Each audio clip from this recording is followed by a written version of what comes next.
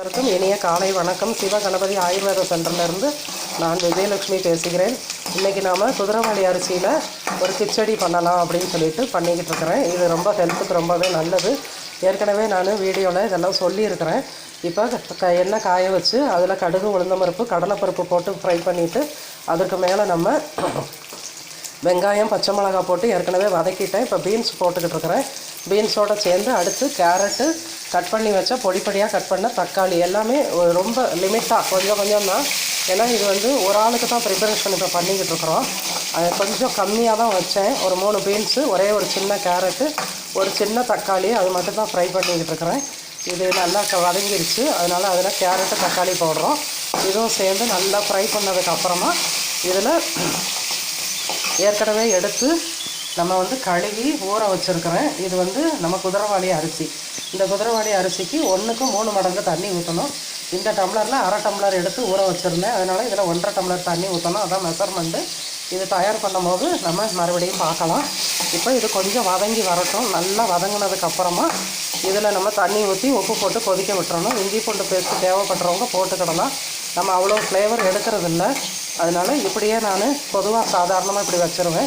ரொம்ப ஃப்ளேவர் வேணும், ரொம்ப செரிமானத்துக்கு கஷ்டப்படுறோம் அப்படின்னா தான் இஞ்சி பூண்டு பேஸ்டெல்லாம் அடிக்கடி எடுக்கிறது. இல்லைன்னா குருமா, அந்த மாதிரி சில முக்கியமான இதுக்கு மட்டும்தான் நான் எடுத்துக்கிடுவேன். எல்லா விதமான இதுக்கும் இஞ்சி பூண்டு பேஸ்ட் எப்போ பார்த்தாலும் நம்ம போடணும்னு அவசியம் இல்லை. இது வதங்கிருச்சு. இதில் நம்ம 1 டம்ளருக்கு இதில் 1 டம்ளர் போட்டிருக்கிறோம் அப்படின்னா 3 மடங்கு தண்ணீர் விடணும். விட்டு கொஞ்சம் சால்ட்டு போட்டு நல்லா கொதிக்க வச்சிடலாம். சால்ட்டு யூஸ் பண்ணும் போது மேக்ஸிமம் நீங்கள் இந்த மாதிரி கல் உப்பே பயன்படுத்துங்க. கல் உப்பு போடுறது தான் ரொம்ப நல்லது. அந்த தூள் உப்பு பயன்படுத்துகிறத தவிர்த்து கொஞ்சம் நம்ம வீட்டு மிக்சியிலேயே வறுத்து பொடி பண்ணி வச்சுருந்து நம்ம அந்த உப்பை பயன்படுத்தும் போது உப்புச்சத்து உடம்புல ரொம்ப ஏறாமல் நம்ம ரொம்ப கண்ட்ரோல்டாக உடம்பை நல்லா வச்சுருக்கலாம். இந்த தண்ணி நல்லா கொதித்து வரட்டும். இது ஏற்கனவே எடுத்து 1 டம்ளர் அளவு, இதில் 1 டம்ளர் அளவு எடுத்து நம்ம கழுவி கொஞ்சம் ஊற வச்சுருந்த குதிரைவாலி அரிசி. இந்த குதிரைவாலி அரிசிக்கு 3 மடங்கு தண்ணீர் இதில் ஊற்றிருக்கிறோம். இது கொதித்ததும் இதை அதில் போட்டு நம்ம கிளறணும். கொஞ்சம் வேகிறதுக்கு நேரம் ஆகும். சிம்மில் வச்சு மூடி வச்சு கொஞ்சம் அடிக்கடி கிளறி விட்டு அதுக்கப்புறமா நம்ம அதை எடுக்கணும். தண்ணீர் நல்லா கொதி வரட்டும். கொஞ்சம் வெயிட் பண்ணுவோம். நம்ம போட்டிருந்த தண்ணி நல்லா கொதி வந்துருச்சு. தண்ணி கொதித்ததுக்கப்புறமா நம்ம வச்சுருந்த இந்த குதிரைவாலி அரிசியை அதில் போடுறோம். இது ஏற்கனவே கழுவி ஊற வச்சுருந்தது. அதனால் இதிலேருந்து இப்படி போட வேண்டியதாக இருக்குது. இதை போட்டு நல்லா கிளறி விட்டுக்கிட்டே இருக்கணும். கொஞ்சம் வேகிறதுக்கு கொஞ்சம் டைம் எடுக்கும். ஒரு 2-3 தடவை எடுத்து திறந்து பார்த்து நம்ம இது பண்ணணும். இப்போதைக்கு இதை மூடி போட்டு நம்ம வச்சிடுறது ரொம்ப நல்லது.